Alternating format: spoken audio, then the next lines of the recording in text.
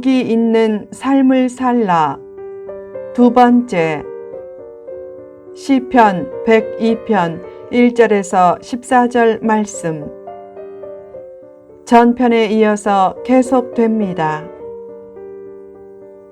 당시 절의 주지스님이 잠깐 한국을 방문한 동안 그 집의 세입자 한 명이 대신 계약을 했기에 필자는 그 집이 절인 줄 전혀 몰랐었다.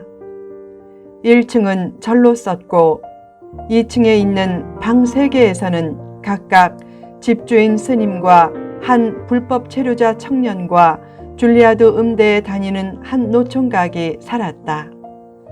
그리고 필자는 3층의 다락방에서 신대원 기숙사에 들어가기 전까지 혼자 살았다.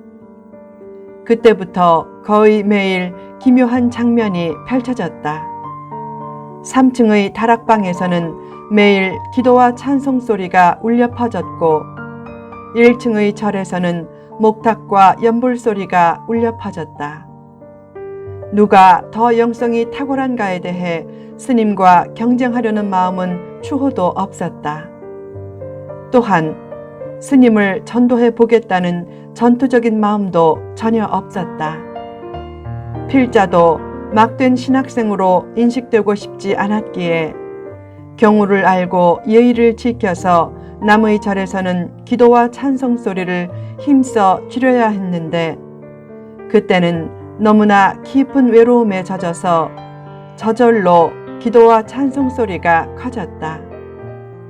게다가 필자가 지내던 3층이 다락방이었기에 얼마나 소리가 잘 울려 퍼지는지 조금만 기도 소리와 찬송 소리를 내도 1층까지 크게 들렸다. 그 소리 때문에 1층에 있던 불상도 많이 괴로웠을 것이고 스님도 많이 괴로웠을 것이다. 처음 절을 방문한 사람도 그곳이 교회인지 절인지 많이 혼동되었을 것이다. 그러자 스님의 목탁 소리와 연불 소리도 점차 커졌다. 나중에는 필자가 염려되었다. 저러다가 목이 쉬고 목탁이 깨지면 어떡하나. 미안해서 소리를 최대한 줄였지만 조금 시간이 지나면 저절로 또 소리가 커졌다. 이국 땅의 외로운 영혼에게 찬송과 기도는 유일한 힘의 원천이었기에 잘 억제되지 않았다. 그렇게 본의 아니게 3층에서 영적으로 눌러대자 몇 달 후 결국 스님은 그 절을 갑자기 일반인에게 팔고 다른 주로 이사해버렸다. 다행히 필자도 그 즈음에 신대원 기숙사로 들어갔다. 돈도 없고 친구도 없고 눈치까지 없었던 상황에서 그때는 가장 외로운 때였지만 오히려 주님과의 교제는 더욱 깊어질 수 있었다. 가끔 그때를 기억하면 어떤 어려움도 극복할 수 있다는 자신감이 생긴다. 고통과 상처가 심하면 과거의 은혜 받았던 때를 기억하라. 처음 구원받았을 때, 뜨겁게 눈물로 기도할 때, 순수하게 교회에서 서로 사랑하며 봉사할 때를 기억하고 또한 길이 없을 때 신비하게 길을 열어주시고 삶의 위기를 기회로 만들어주셨던 하나님의 은혜를 기억하라. 그러면 고통과 상처를 극복하는 신비한 힘이 생길 것이다. 3. 기대하라.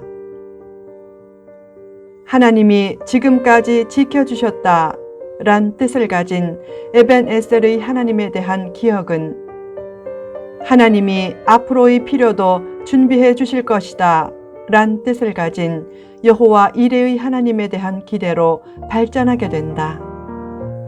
지금까지 하나님이 함께 해주신 것을 기억하고 앞으로도 하나님이 함께 해주실 것을 기대하라. 그런 기대와 소망이 있으면 얼마든지 상처와 고통을 딛고 일어설 수 있다.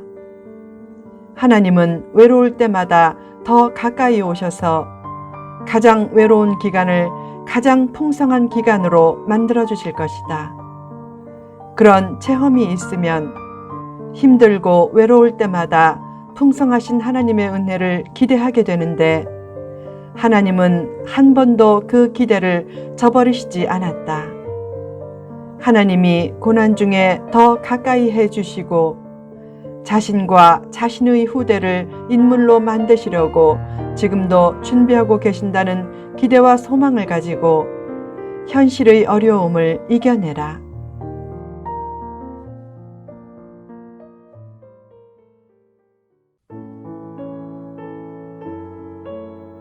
4. 기다리라. 하나님은 성도의 기대를 저버리지 않고 성도의 뜻과 소원을 하나님의 뜻과 소원에 맞춰 보정해 가시며 성도의 기대에 반드시 부응해 주실 것이다.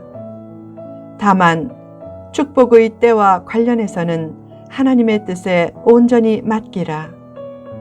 하나님이 정하신 은혜의 때가 있다. 왜 가끔 기도 응답에 회의가 생기는가? 하나님의 때에 대한 열린 시야가 없기 때문이다.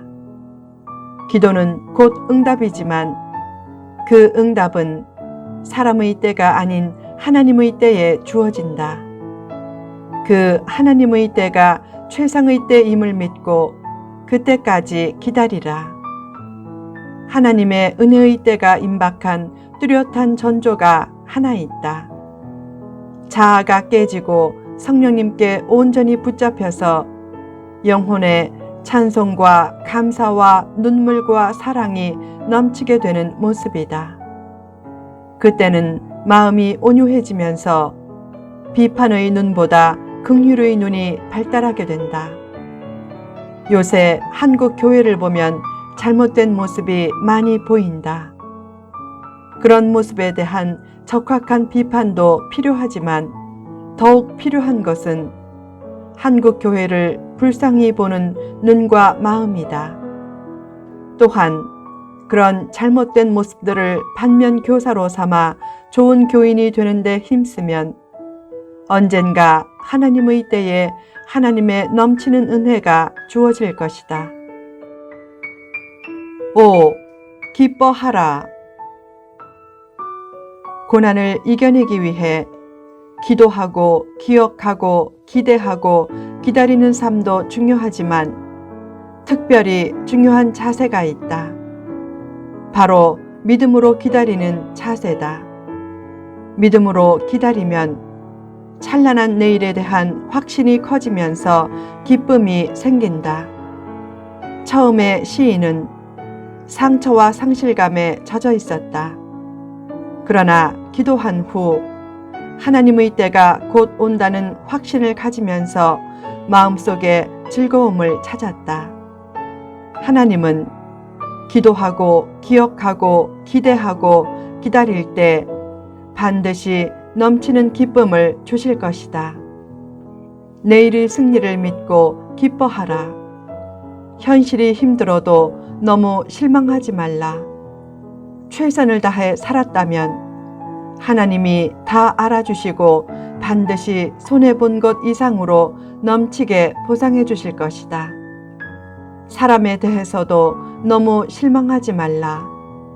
세상에 온전히 믿을 사람이 어디에 있는가? 사람은 믿을 대상이 아닌 믿어주어야 할 대상일 뿐이다. 믿고 의지할 분은 자신의 모든 사정을 알아주시고 넘치게 보상해 주실 하나님 뿐이다. 84세에 요아스의 왕위를 포기하는 꿈을 품고 그 꿈을 마침내 90세에 이뤄내며 130세까지 살았던 여호야다의 이름의 뜻이 바로 여호와께서 알아주신다 라는 뜻이다. 좋은 일을 하면 하나님이 반드시 알아주신다고 믿으라. 그리고 살면서 어떤 시련과 상처의 순간을 만나도 흔들리거나 낙심하지 말고 최종 승리는 결국 신실한 사람의 것이 됨을 굳게 믿고 어떤 상황에서도 내면의 기쁨을 잃지 말라. 옥이 있는 삶을 살라. 한때 한국 교회는 외적으로 급속히 성장했다. 그러나 그때 중요한 내면의 가치가 많이 외면되기도 했다. 참된 축복의 최대 걸림돌은 내면의 외면이다. 그런 허물 때문에 요새 교회의 문제점들이 많이 노출되는 것 같다. 그 사실을 겸손하게 자각하고 외면의 축복에만 매달리지 말고 내면의 가치와 기쁨을 찾는데 더욱 힘쓰라. 왜 요새 세습 문제로 한국 교회가 많이 어려워졌는가? 자리에 대한 집착 때문이다. 자리를 버리면 자유를 얻는다. 높은 자리보다 높은 자유가 더 귀하다. 박수 칠 때 떠나라 라는 말이 있다. 보편 정서보다 한 발짝 일찍 떠날 줄 알아야 자신도 살고 그때까지 쌓은 명성도 유지되고 남도 살리게 된다. 가장 복된 사람은 하나님이 힘을 주실 때 평소에 소리 없이 그 힘을 나누며 힘을 덜어내는 사람이다. 열심히 힘을 기르고 열심히 힘을 나누라. 주어진 힘을 잘 빼낼수록 영혼에는 기쁨과 행복감이 차오르게 된다. 지금의 힘들고 안타까운 현실로 인해 너무 낙심하지 말라. 그런 현실을 극복하고 세상을 바르게 하는데 작은 힘이라도 보태도록 가정과 직장과 일터에서 최상의 지혜를 발휘해 열심히 힘을 내면서 살라. 무엇보다 기도하고 기억하고 기대하고 기다리며 기뻐하는 옥이 있는 삶을 통해 힘든 현실을 잘 극복하고 내면의 회복을 통해 외면의 회복과 환경의 회복을 앞서 견인하라.